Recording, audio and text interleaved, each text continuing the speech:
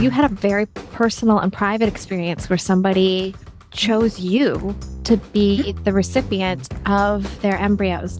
Tell me a little bit about that. Let's start with the emotion, then we'll get into the legal stuff. Absolutely. And because that can be really personal. There are people that we spoke to that had a very different, and you want to talk about pivoting and like changing our ideas of what we imagined our family would be.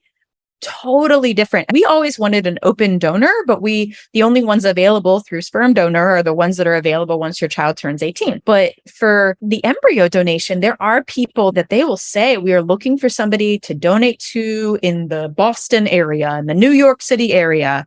They want the full siblings, the product of any of those embryos, to be able to grow up together and have contact. It's very personal. Our donors, they lived very far away. They said that they are willing to have contact. Absolutely. But it was really what we felt right what felt right to us as the parents. And I remember that statement feeling very good to me. Again, feeling a little safe. Okay, these people, they really get it. Like this would be our child. And maybe in some ways that was a little process that I went through around it coming from a donor, even though it was coming from a donor before. But yeah, it's a little different. When you were screening for embryo donors, it sounds to me like it was an inbound outreach. But if, say, you had several that you were looking through and sorting through, one of the things it sounds like you were filtering for was the level of contact between the donor family and your family.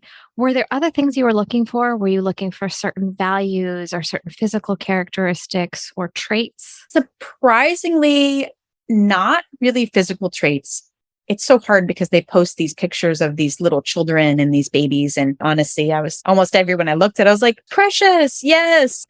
So I think it was more of an intuition. And I talk about this a lot with coaching clients. One of the things I work with a lot is tough decisions, because that is a big part of a fertility journey, figuring out what feels right to you. And it's a hard thing to put on paper. I respect the people that like go on to write books about this stuff, because I can only ramble about it. The intuition of it felt right, where I would talk to some people and something didn't feel right.